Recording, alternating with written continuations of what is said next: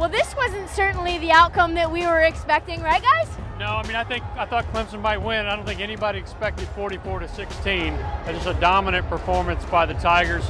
And really, frankly, I thought Tua Tagovailoa and Alabama just played poorly, but Clemson had a ton to do with it.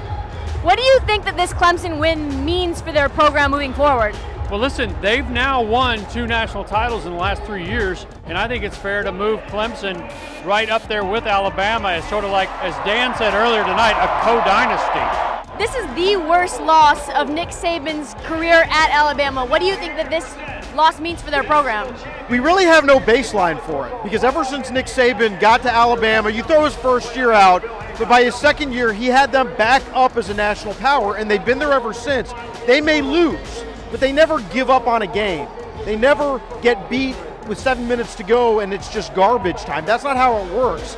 You always feel like Alabama has a chance, but tonight, they just got overwhelmed. It felt like kind of the ground moving under everybody's feet. I don't think Alabama's done contending for national championships, but Clemson has equaled and maybe even surpassed them as a program right now.